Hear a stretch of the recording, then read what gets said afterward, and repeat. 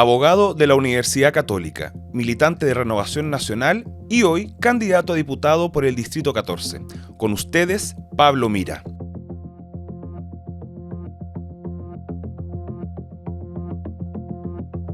Hola, ¿cómo están? Bienvenidos acá a un nuevo capítulo de Discrepemos, queda poco para las elecciones, así que vamos a seguir acá entrevistando a candidatos, en este caso a diputados. Vamos a trasladarnos al Distrito 14 acá en la región metropolitana para hablar con Pablo Mira de Renovación Nacional, candidato a diputado. Pablo, ¿cómo estás? Bien, Juan, feliz de estar acá, muy buena conversación y qué bueno tener un lugar para discrepar, pero con esto, con conversación. Eso es lo que se busca.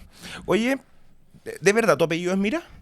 Exactamente, sabes que una cosa que me ha pasado es conocer los Mira que hay por Chile. Yo siempre fui el único motivo de bullying en el colegio. Me imagino, mira. Sí, mira tú.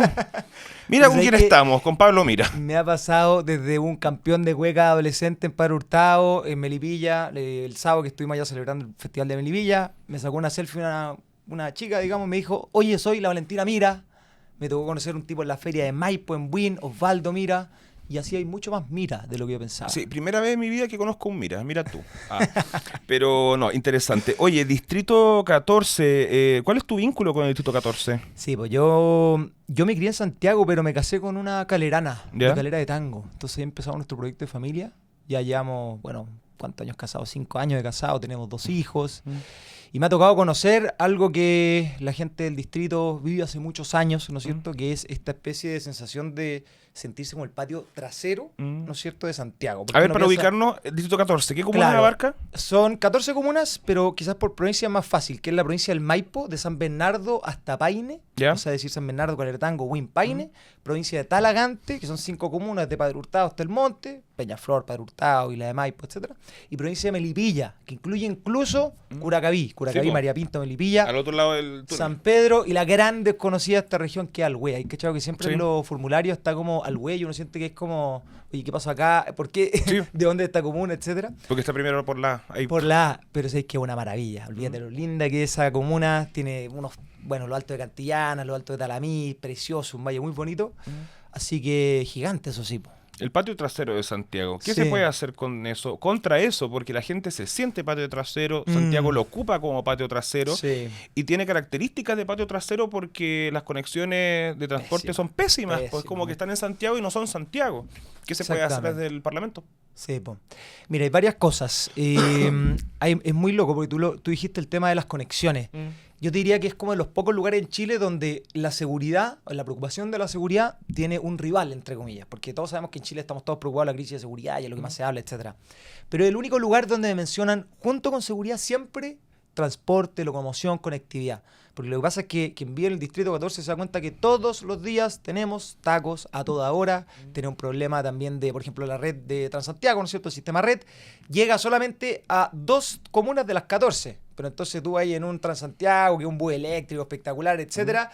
Te bajás del Transantiago, por ejemplo, en San Bernardo, quieres meterte a Calera de Tango y tienes que esperar un tiempo indefinido porque uno nunca sabe si pasa o no pasa la micro. Cuando te subes a la micro te cobran otro pasaje, la calidad es 10 veces más inferior, digamos, a la que hay el Transantiago, etcétera. Entonces tenemos problemas graves con temas de transporte.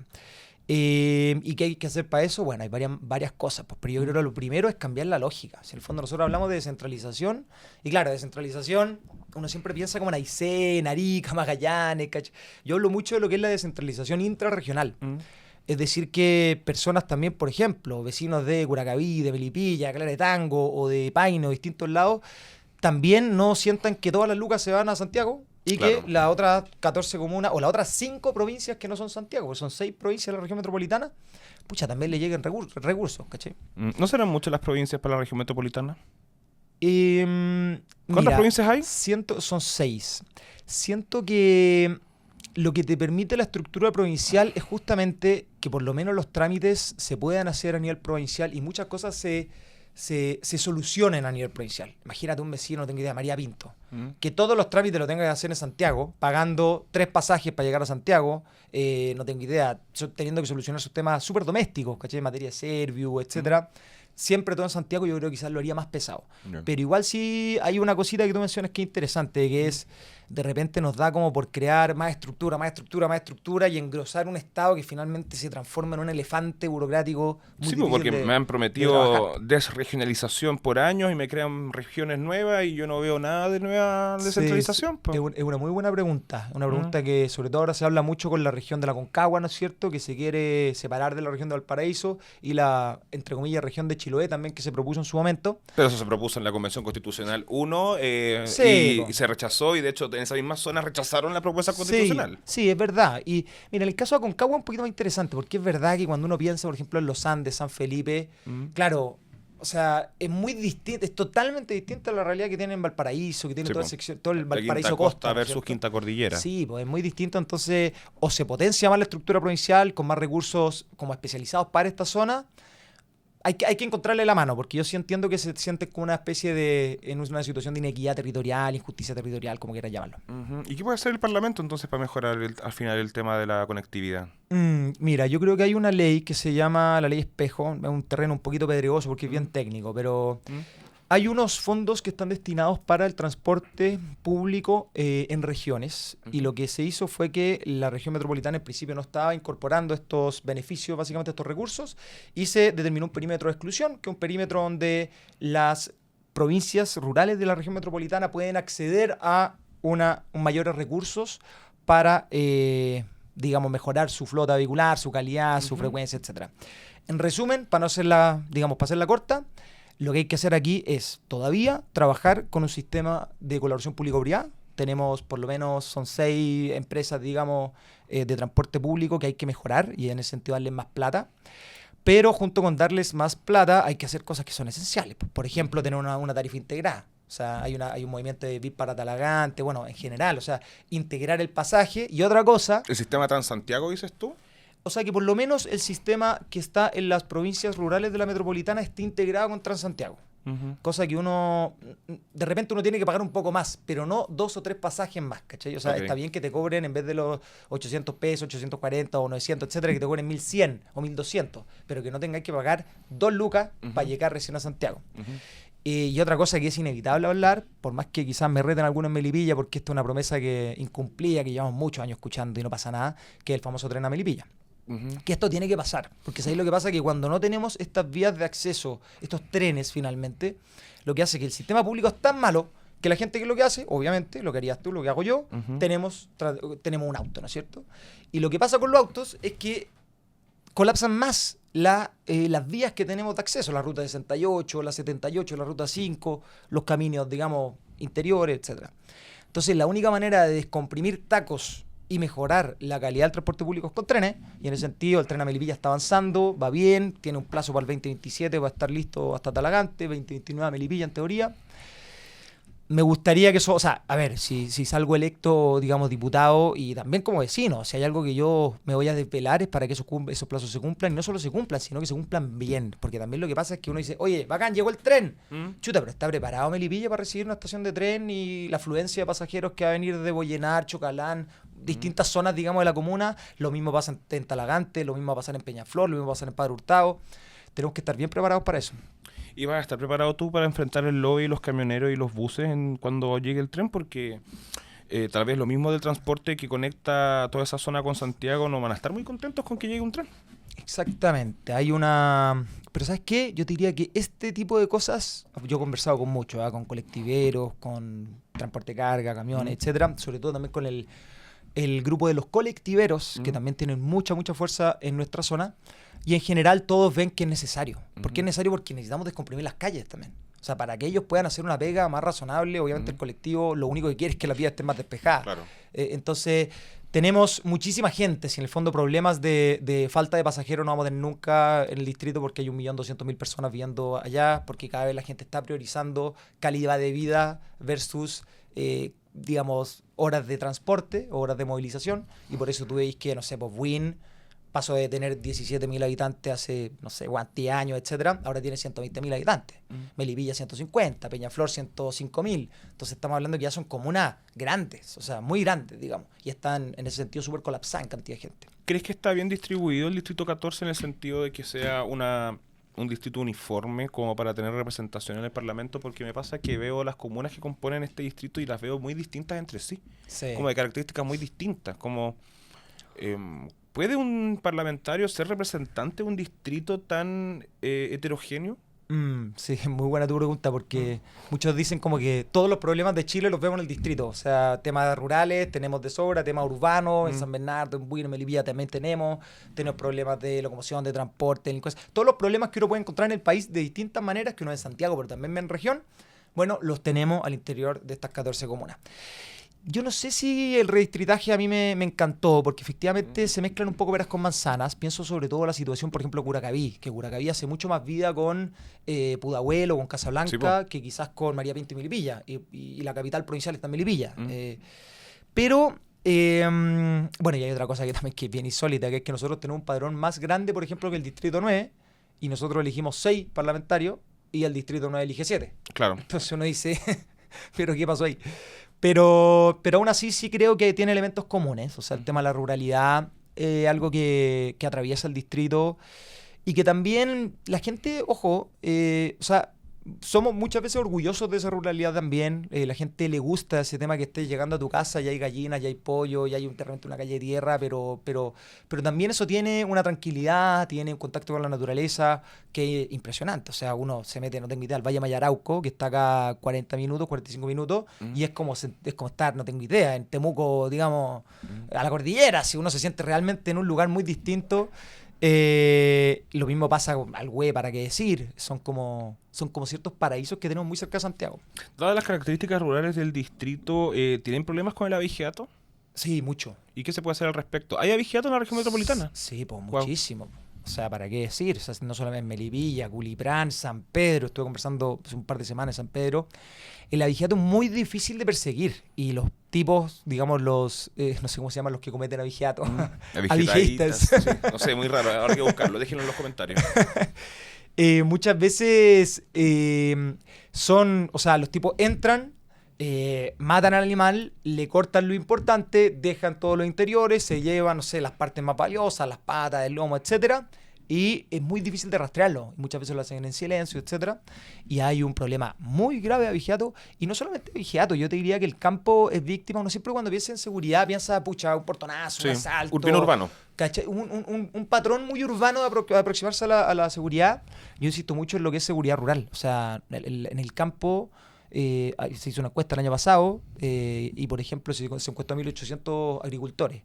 Y el 80% decía que le había entrado a robar más de una vez, incluso más de la mitad decía que le había entrado a robar más de 3 veces en el año pasado nomás, con pérdidas de 20 millones por persona. Entonces, si estamos hablando que un agricultor, uno empieza su parcela de, no tengo idea, o sea, de brócoli, estamos hablando de coliflor o de tomate, lo que sea, 20 millones abajo. Imagínate lo duro que es. O sea, claro. Entonces, es un delito silencioso, muy grave, muy amplio, que incluye el abigeato, el robo de insumos, el robo de productos, etcétera. ¿Cómo tendría que actualizarse la ley en pro de eso? En pro no del abigeato, sino que se frene, por ejemplo. Sí, el abigeato tiene una normativa súper desactualizada y hay un paquete de medidas de seguridad rural que se está tramitando, de hecho ahora, o sea, en este momento, digamos, en el Congreso, que incluye varias cosas, pero que mejora la tipificación del abigeato. Seguridad rural también agrava o le pone un tipo penal al robo, por ejemplo, de productos químicos, ciertas cosas que realmente pueden tener que no tienen, digamos, una pena tan alta, pero yo creo que aquí lo que hay que mostrar es que robar un producto químico que en un campo finalmente podría considerarse como un agravante, ¿no es cierto?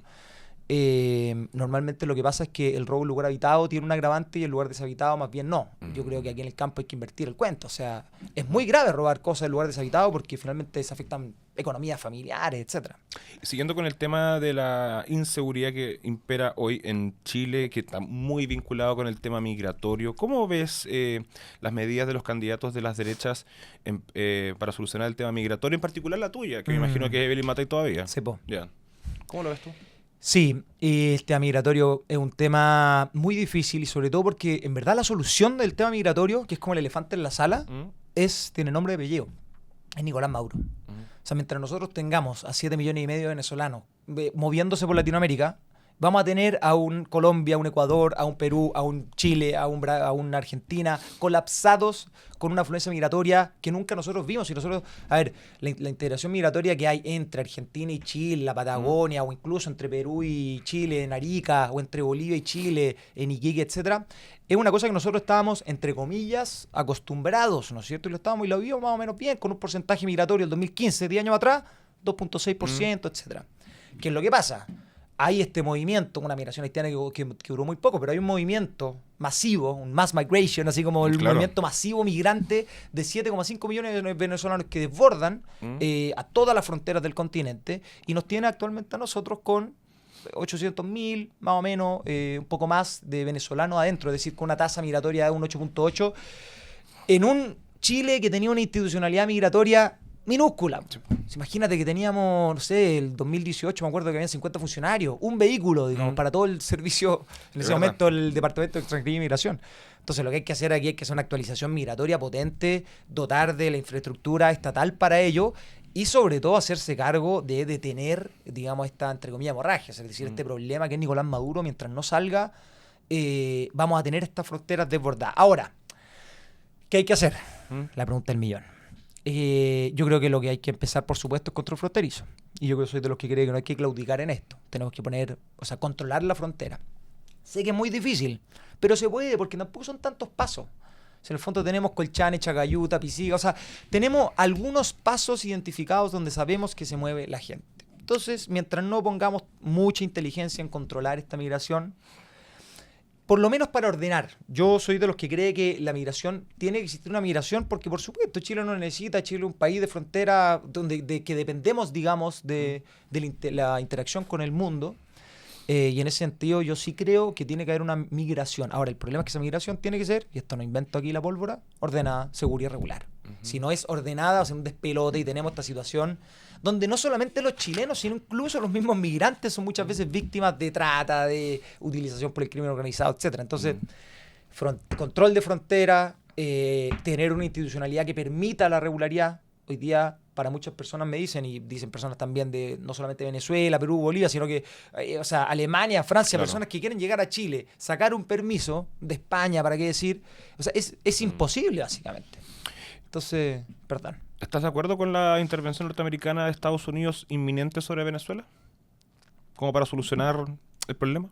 No estoy de acuerdo con la intervención de Estados Unidos como la pusiste, pero sí con una intervención internacional. Pero creo que esto tiene que tener más acuerdo, tiene que tener diálogo entre los distintos países para poder solucionar este tema y creo que las Naciones Unidas aquí tienen que dar una solución. Ahora, ahí es como tirar la pelota para el córner, necesita esa respuesta, porque uno dice, bueno, entonces, ¿cómo lo van a hacer? Tiraron el Gerald Ford, el portaaviones, como a 40 kilómetros de Caracas, como que la cosa es medio inminente. Sí, es verdad. Y eso va a traer problemas. Va a traer problemas sin duda. Y ahí la pregunta es si esto lo va a solucionar. En el fondo, ¿por qué te diría? A ver, yo estoy totalmente de acuerdo de una solución inmediata al sistema, al problema venezolano. Ahora, tengo serias dudas de que en el contexto como estamos, una intervención norteamericana inminente ahora va a solucionar el tema o no. Y eso, en verdad, la pregunta, de verdad que no la digo porque...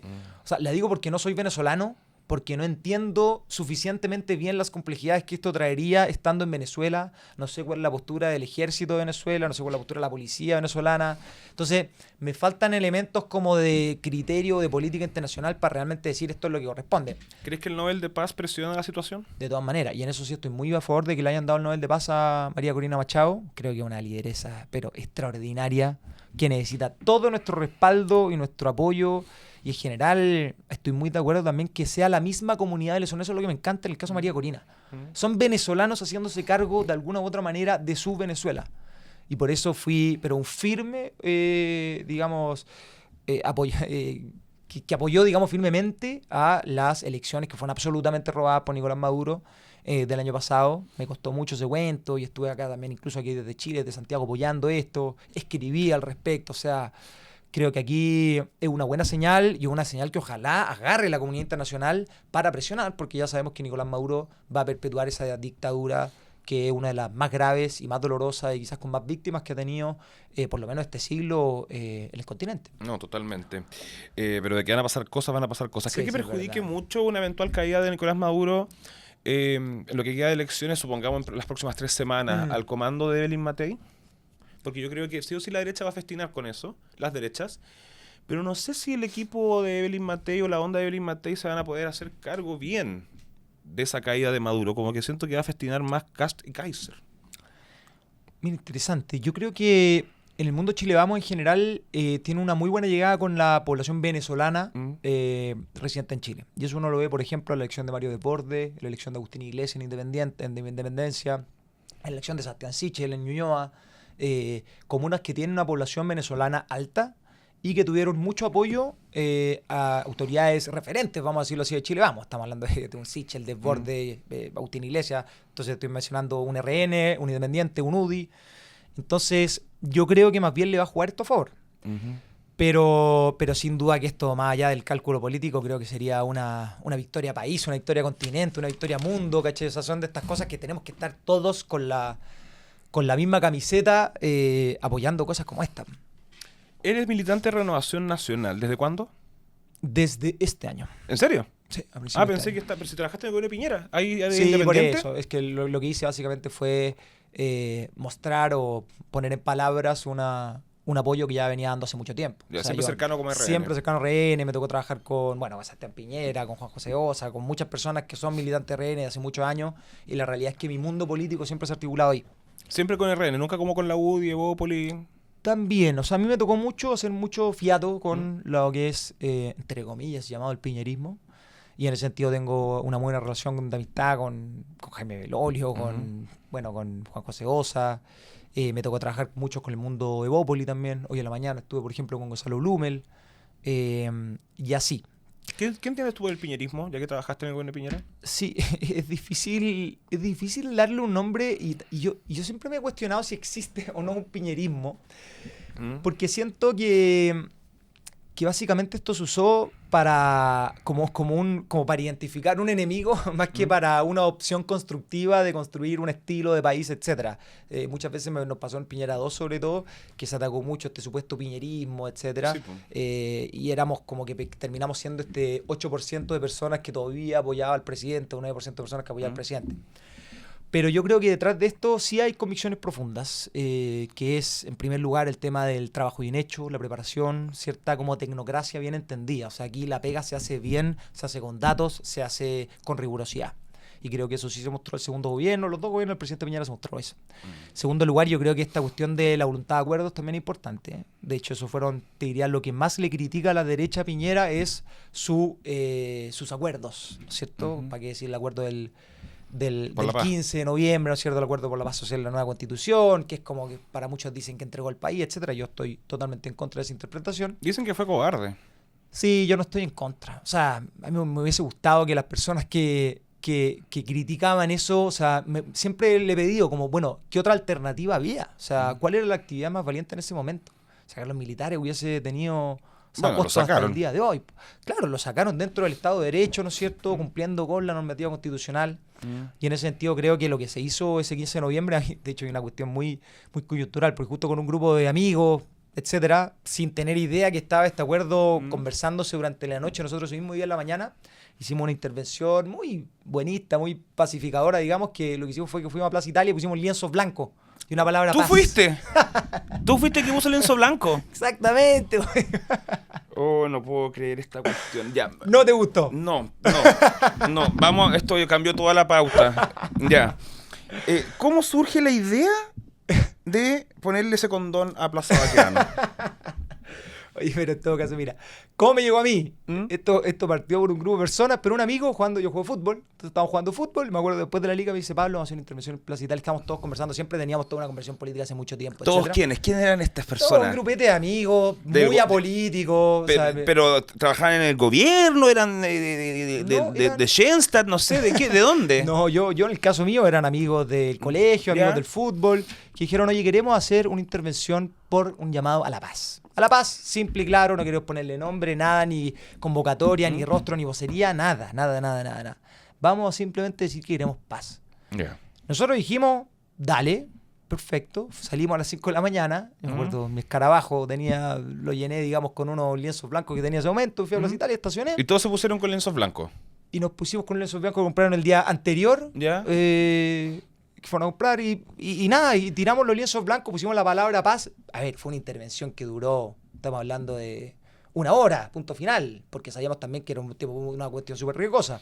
Sí, y como que nadie lo entendió. Es que nadie lo entendió, pero ¿sabes qué? O sea, el blanco es paz, pero no Sí, sé, no lo sí. entendí quién fue, de dónde salió. Es que fue justamente, pero ¿sabes qué? A mí me gustó porque, a ver, ¿qué es lo que está detrás de eso? Éramos personas que sabíamos que había yo soy de los que creen que que había un malestar en Chile.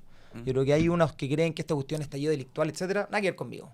Yo creo que aquí había un malestar, y en ese sentido también tengo algunos comentarios respecto al gobierno Piñera, pero yo creo que como lo mismo, el mismo Piñera lo dijo, el mismo Sebastián Piñera dijo, oye, nos faltó escuchar.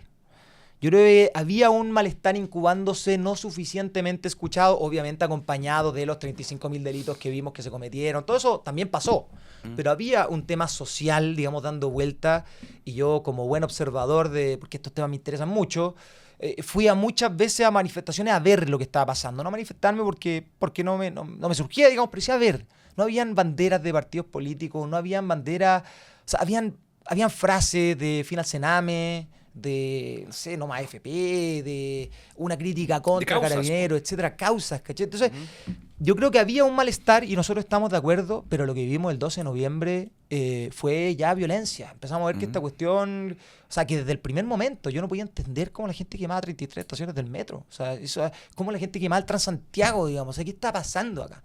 Entonces, por supuesto que era una solución, que dé respuesta a cierto malestar social, digamos, que yo creo que todavía sigue en Chile, ¿no es cierto? ¿Qué se logró con el estallido? Pero eso es lo más lamentable, es que creo que el estallido finalmente, la violencia terminó inundando todo. Ese fue el problema. Y por eso la manifestación que nosotros queríamos era paz. O sea, era, a ver, si hay alguna causa, conversémosla, hablemosla, encaucémosla democráticamente. Pero basta de esta manifestación de violencia, basta de ver carabineros incendiados en Plaza Italia, pues los hubo, si eso no se lo cuentan a nadie, carabineros siendo víctimas de camotes, ¿no es cierto?, ladrillos, piedras de todos tipos. Eso no puede pasar. Entonces, yo soy de los que yo soy muy crítico respecto a generar el estallido y este momento de locura que tuvimos. Y me cuesta encontrarle logros, sinceramente. Yo creo que finalmente fue un proceso que pudo tener algunas causas nobles que habían detrás. Cierta manifestación que, o sea, 2-3 millones de personas manifestándose en Santiago de Chile. O sea, hay que ser muy sordo para no escuchar eso, digamos. Pero ahora tu sector como que reinterpreta mucho eso, porque de tu partido, tú habían varios que tuiteaban, hasta el propio presidente Piñera, como el gran pacífica y movilización del millón en Plaza Italia, yo también estuve ahí, etcétera. Pero ahora como que todo es delictual, todo fue terrible, hasta los mismos que decían que esto era un acto democrático y de representación de malestares, ahora lo criminalizan. Sí, es que yo creo que también los anteojos que estamos usando hoy día para leer el estallido son un poco lo que ha dejado las consecuencias del estallido. Y lo que sí vimos es que entró cierta anomia súper peligrosa igual. La anomia, no me quiero poner muy técnico, en el fondo como que cierto desprecio por el orden, por la ley, por carabineros, por la autoridad, por lo que sea, por nuestras cosas que tanto nos cuestan, como el metro. O sea, imagínate, Santiago, como el Transantiago, como las micro. Entonces... Y lo que pasó, y eso yo creo que hay que hacernos cargo, es que luego del estallido estamos viviendo la peor crisis de seguridad que ha tenido el Chile democrático. Entonces, claro, no hay correlación, no hay causalidad, pero aquí claramente hay una correlación súper sugerente, ¿no es cierto? Que aparentemente le dimos una especie de espacio a movimientos de crimen organizado, al narco, etcétera, para sentir que podían hacer mucho más de lo que podían hacer. Y en ese sentido yo creo que parte de la crisis de seguridad que estamos viendo ahora, muchas veces también los mismos carabineros dicen, o sea, la espalda que le dio buena parte del sector político a Carabineros de Chile, esta no condena firme a la violencia, trajo consecuencias muy duras para el país. Y yo creo que la estamos viviendo. O sea, eso es lo que nos tiene como estamos. Si RN, tu partido vela tanto como por la democracia y por estos espacios democráticos, ¿me puedes explicar por qué tu partido no firmó la Carta de Democracia siempre del presidente Gabriel Boric, mientras que Sebastián Piñera sí lo firmó? Yo creo que fue un error. Yo también. Yo en ese sentido estoy con Sebastián Piñera. Yo creo que aquí hay que dar pasos democráticos potentes, señales democráticas potentes, hay que dar un nunca más. Yo creo que esa carta era procedente firmarla y en ese sentido yo sí estoy con Sebastián Piñera. A pesar de que sea un tema en disputa, que obviamente hay personas que pueden tener distinta opinión, era de la idea y en ese momento también lo hice público, ¿no es cierto? Que había que firmar. ¿Y por qué crees que tu partido no quiso, la UDI tampoco, Bópoli tampoco? Creo que faltó, a ver, y eso también es un error que yo creo que fue un error político finalmente del gobierno, ¿eh? Que no supo aprovechar este momento para realmente hacer una especie de dada vuelta a la página. No, siempre eso suena pésimo decirlo, porque uno dice, oye, ¿qué pasa con la memoria? No, claro, a ver, claro. yo soy de los que cree efectivamente la importancia de la memoria y tener sitios que nos recuerden lo que ocurrió y garantías de no repetición, por supuesto. ¿Incluido el Museo de la Memoria Concepción? Te voy a ser bien honesto que no sé la problemática detrás del Museo de la Memoria Que en Concepción. que destinaron plata que del Ministerio de la Escultura a crear un Museo de la Memoria en Concepción y está bien polémico porque dicen como que ¿para qué? Si hay uno en Santiago. Yo creo que Museo de la Memoria, o sea, el que está en Santiago, yo lo encuentro que es muy bueno. Muy bueno y muy importante ir. Sí. O sea, yo de verdad creo que la gente tiene que ir para entender lo Obvio que pasó. Que sí. Por más que duela, por más que rabia, por más que algunos dicen, bueno, una parte de la historia, oye, pero es una parte de la historia, por eso hay que verla, digamos. Entonces, habría que ver, siempre el tema de la cultura es complicado porque hay que ver cómo están las arcas fiscales, ¿verdad? Que uno dice, oye, no hay plata para pagar la construcción de casa y vaya a construir un museo de la memoria. Sí. O como dicen también acá, bueno, tuve un caso en Calera de Tango que quieren llevar el centro cerrado, digamos, de menores, la cárcel de menores que está en San Joaquín, la quieren llevar a Calera de Tango porque van a hacer un museo de la memoria con el centro cerrado. Le digo, a ver, todo bien con hacer un museo de la memoria, hagámoslo, pero no pasemos a llevar una comuna poniendo una cárcel de menores en una comuna que no tiene ni agua, ni calles, digamos, ni alcantarillado suficiente para recibir algo así. Entonces, por eso yo me puse tan firmemente también a la construcción de la cárcel de Tango. Pero bueno, perdón que me fui un poquito de tema. No, claramente. Es que me llama la atención porque a veces siento que Chile Vamos a estar viviendo lo que es la teoría del reemplazo. Veo que Republicanos se los está comiendo vivos y que cuando se llega en el poder, si es que llegan efectivamente al poder, ya en el Congreso los mismos parlamentarios de Chile Vamos se van a ir mimetizando con estas nuevas formas de hacer política desde la derecha, que yo lo veo bien preocupante. Sí, yo también lo encuentro preocupante, debo ser bien sincero. Yo creo que la polarización no la hacen al país. Yo soy de los que realmente cree que este tema de un Chile, un solo equipo, no es frase por decirla. Yo creo que Chile funciona cuando entendemos que somos todos parte, todos tenemos la camiseta de Chile independiente y que uno pueda tener distintas posturas políticas. Y creo que eso lamentablemente se ha ido perdiendo. Y en ese sentido también otra consecuencia que vemos en los últimos años es que no hemos sabido cuidar suficientemente, y hay una crítica también muy fuerte que se hace a la centroizquierda. Esto se lo escuchaba a Pepe Out, se lo escuchaba a varios, digamos, que no han sabido defender suficientemente la importancia de tener una socialdemocracia, por ejemplo, que defienda ciertos méritos, ¿no es cierto?, que fueron los 30 años de la Concertación. Y también, por supuesto, en la centro-derecha yo creo que hay más convencimiento de lo importante que es, y en ese sentido uno ve todavía una centro-derecha pujante, ¿no es cierto? RN, por ejemplo, fue el partido más votado en las elecciones pasadas, el que sacó mayor cantidad el más grande, entre comillas, en cantidad de políticos electos, etcétera. Entonces igual todavía te da luces de que hay un espacio, hay unas personas que como yo, incluso jóvenes, mayores, menores, etcétera, que se identifican con una derecha dialogante. Pero ¿qué te diferencia a ti, ponte tú, como miembro de esa derecha dialogante que tú mencionas con la derecha de republicanos, libertarios y social cristiano? Porque parece ser que la gente va como más a esa derecha que a esta derecha dialogante que la han catalogado de cobarde, de poca cosa, de light.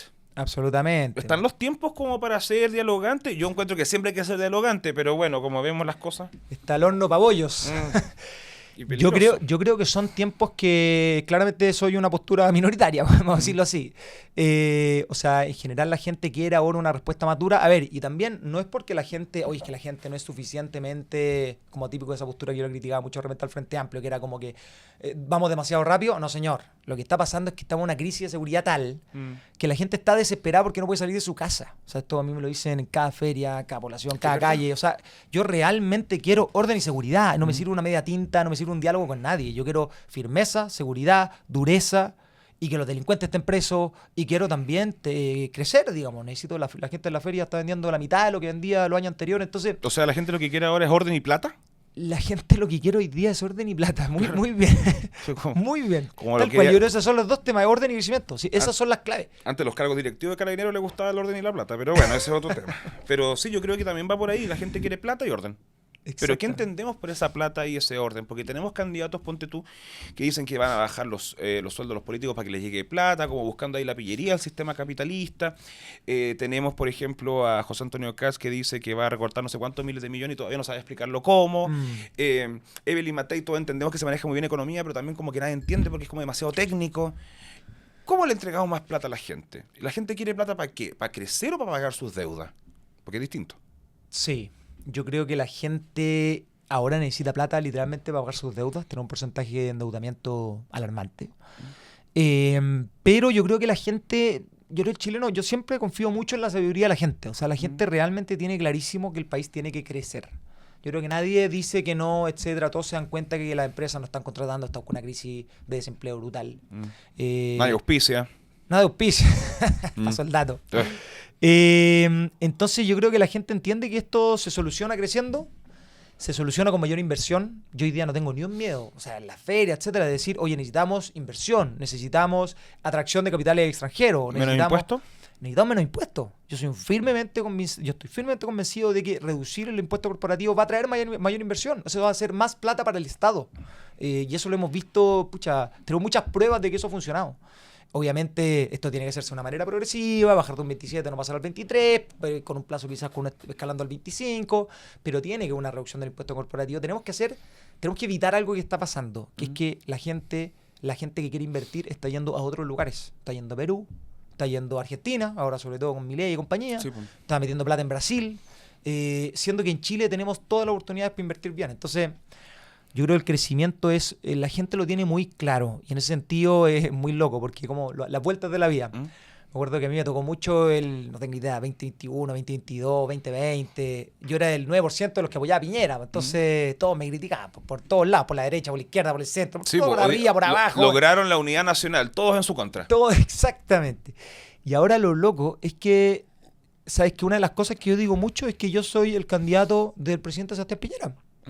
Y eso la gente le encanta. O sea, en la feria la gente me dice, usted va por el Piñera, ay, mi presidente, ay, que lo quiero, el político mejor valorado de los últimos presidentes que ha tenido del retorno a la democracia. ¿Aunque esté muerto? Es que, exactamente.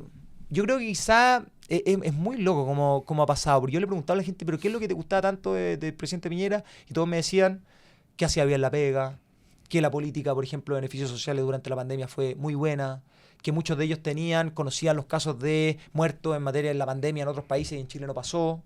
Entonces, hay un recuerdo muy positivo de Sebastián Piñera, tanto así que, en general, te juro, lo invito a todos los que nos escuchan de hacer la prueba en la calle, digamos, y preguntarle a una persona X, un vecino, ¿qué opina de Sebastián Piñera?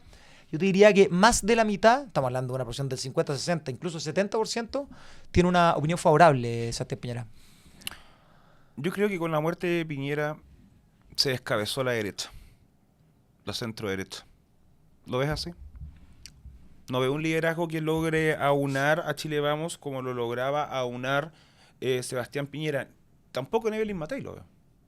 Hay desorden.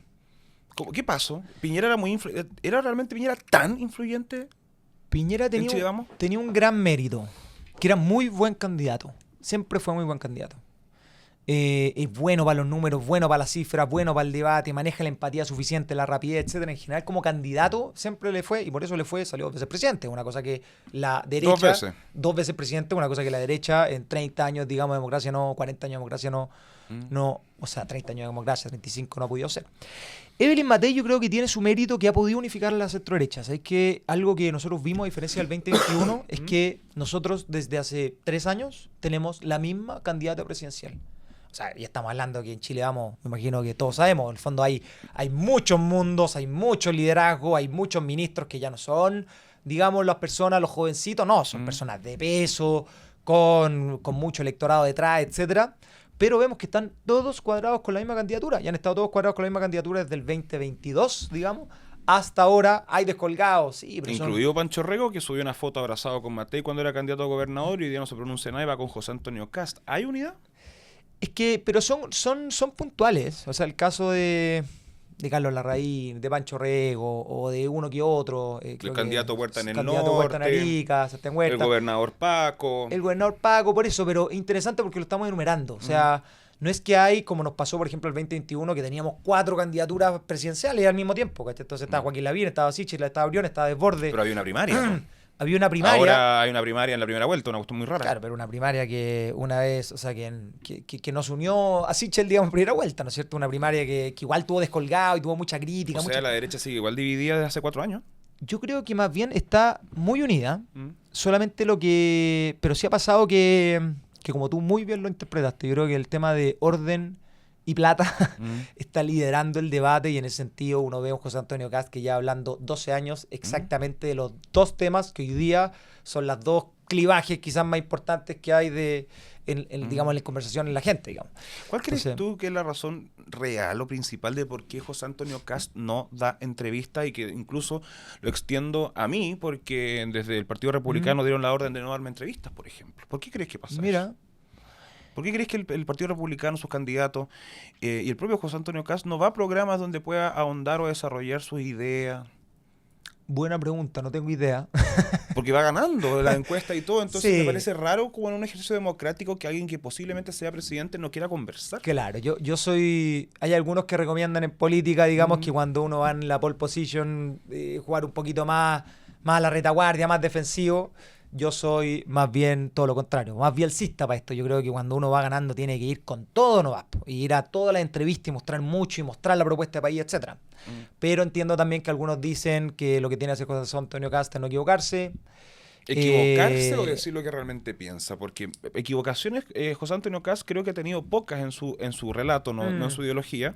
Principalmente la de las cifras económicas, que hasta el día de hoy está tratando de explicar a qué se refería con 20.000 millones de recorte, y no va a poder explicarlo nunca porque es imposible matemáticamente. ¿No será acaso que le temen a los espacios donde revelan realmente lo que piensan? Interesante. En temas valóricos. Sí, buen punto. Porque eso divide, porque eso divide, y eso es lo que trata de evitar constantemente José Antonio en los debates.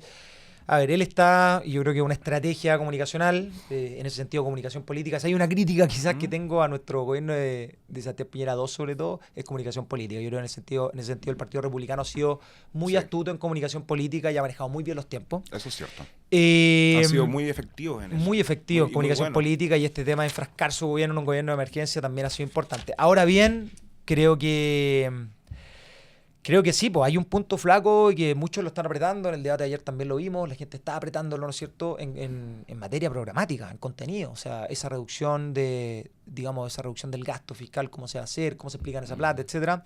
Y en ese sentido creo que desde el gobierno, de la propuesta de Evelyn Matei, es justamente el punto más fuerte que yo creo que tenemos, que es aquí lleva un equipo que ha gobernado 8 años, que sabe perfecto cómo hacer la pega, y que está dispuesto a dialogar y a hacer una propuesta país y a poner a Chile por delante.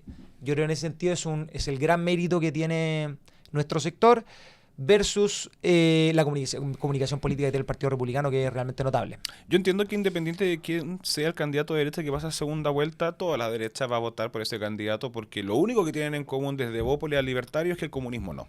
Entonces van a apoyarlo igual, no le veo mayor discusión a eso de que van a apoyar acá, esa cuestión. O sea, si es casi Jara, oye, son extremos. Pero, ¿estarías abierto a trabajar en el gobierno de Kast? Sí, yo estoy abierto a trabajar en el gobierno de Kast. Y eso lo hago porque, a ver, si es que sale José Antonio Kast, sí, bueno, ese contexto. Yo tengo mi candidata presidencial, pero si es que sale eventualmente José Antonio Kast, va a necesitar a Chile Vamos no solamente en el Ejecutivo, sino también en el Congreso. O sea, esto va a tener que ser un trabajo totalmente en conjunto.